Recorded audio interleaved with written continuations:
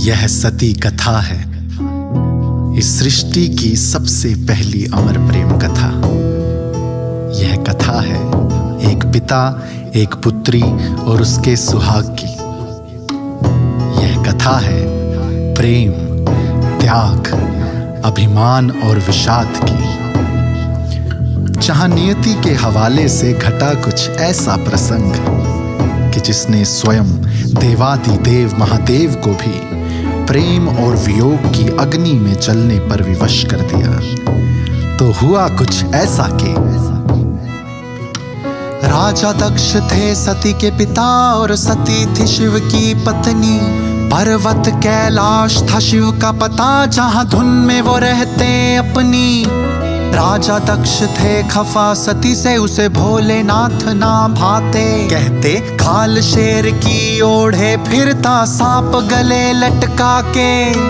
और भी तो थे देवता जग में, तून से ब्याह रचाती। महलों को ठोकर मार चली, तुझे बर्फ गुफा की भांति।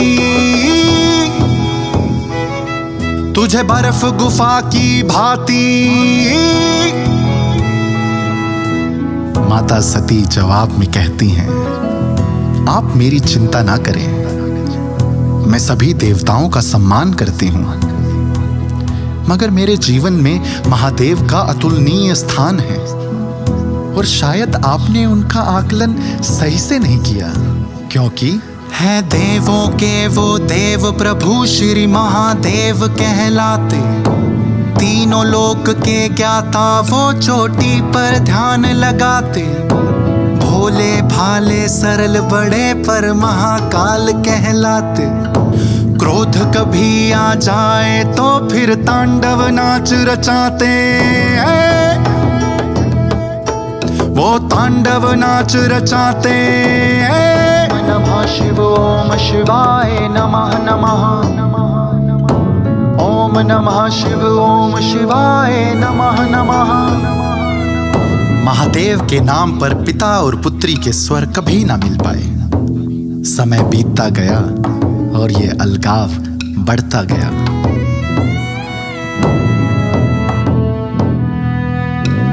एक बार की बात, दक्ष ने महायज्ञ बिठवाया। सभी देव आमंत्रित थे, शिव सती को ना बुलवाया। बात सती तक जब ये पहुंची, क्रोध उसे बड़ा आया।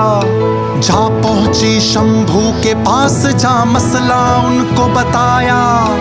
देखिए ना महादेव, पिताजी ने महायज्ञ रखवाया और हमें बुलाया ही नहीं। महादेव ने उनकी बात सुनी और बोले, आप यूं ही गुस्सा ना हो प्रिय।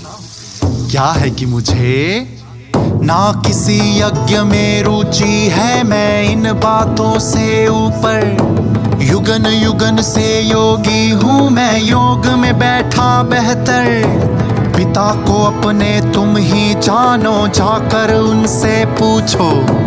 देखो पर क्रोधित ना होना, जल्दी वापस लौटो। तुम जल्दी वापस लौटो।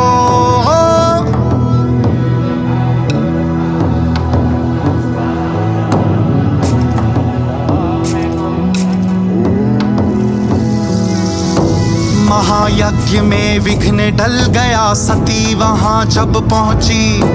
पिता से झल्ला कर बोली, ये बात सहन ना होगी। न कोई यज्ञ जगत में है जो बिना शिव के पूर्ण हो जाए। मैं छोटी लाडली पुत्री, आप तो मुझे भी ना बुलवाए। राजा दक्ष ने इस लाछन का जवाब सतत स्नेहहीन भाषा में देते हुए कहा, यज्ञ के स्थल पर खड़ा हूं मैं, ना झूठ कहूंगा तुमसे। इस प्रश्न का उत्तर भी ना दूं, तुम्हें पीड़ा होगी सुन के। आप सही बोल रही हैं। भला कौन पिता ऐसे शुभ अवसर पर अपनी पुत्री को यूं नाराज करेगा, यूं पीड़ा देना चाहेगा। तो आप बस इतना बता दीजिए कि हमारा स्थान कहाँ है। स्थान? कौन सा स्थान? कैसा स्थान?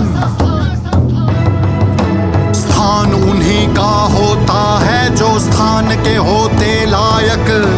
लाख कही नायक, सुनी तुम पुत्री हो नालायक। पिता की गरिमा ना जानी, मैं क्यों तुम्हें पुत्री जानूं। अनपढ़ अशिष्ट संग रहती हो, मैं तुम्हें भी वैसा मानूं। यूं तो वहां सभी देवतागण उपस्थित थे, मगर बीच में कोई ना आया। सब मौन होकर सुनते रहे और राजा दक्ष बोले, है निर्धन निर्लज पाखंडी, जिसे महादेव तुम कहती। बस अपमान के बोल जो तुमने बोले वापस ना कभी होंगे। अभिमान लघु बड़े रिश्ते हैं, निभते ना तुमसे होंगे। पति की मान मर्यादा पर मैं न्योछावर हो जाऊं। खून का रिश्ता है तुमसे, उसे आज ही राख बनाऊं। यहाँ सभी देव आमंत्रित थे, पर कोई भी कुछ ना बोला। महादेव पर लाछन थे, सुन कोई हृदय न डोला। अब सहन न क्षण भर कर पाऊं तुमसे एक पल का नाता।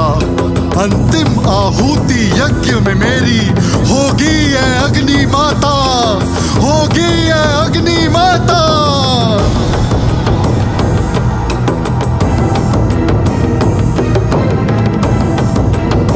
ये कहकर सती हवन कुंड में बैठ पावन अग्नि में अपना देह त्याग कर देती हैं। और जब ये बात महादेव को जाकर पता चलती है तो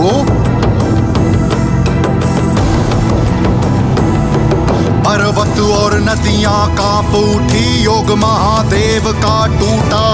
शिव था जो ध्यान में बैठा था, ये शंकर था जो उठा तो उठकर क्षण भर में ही दक्ष की नगरी पहुंचा। आंखें लाल जटाएं फैली, त्रिशूल हवा में ऊंचा। लाशों का अंबार लगा, हुई राख दक्ष की सेना। अंत में दक्ष का धड़ काटा हुआ, चुकता बदला लेना। अभिमान की नियति मौत बनी, था खून हवा में उछला। महादेव ने ऊंची आह भरी, संग नाम सती का निकला।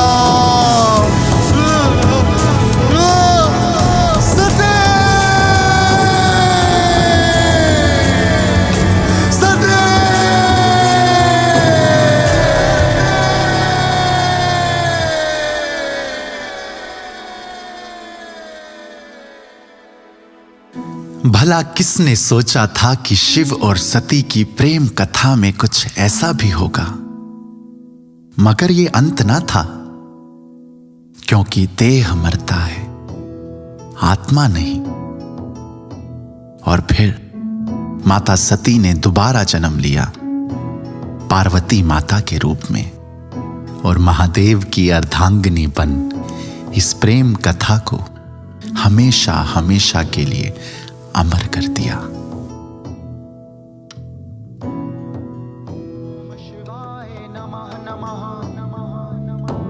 ओम नमः शिव ओम शिवाय नमः नमः। ओम शिवाय नमः नमः। ओम नमः शिव ओम शिवाय नमः नमः। शिवाय नमः नमः। ओम नमः शिव ओम शिवाय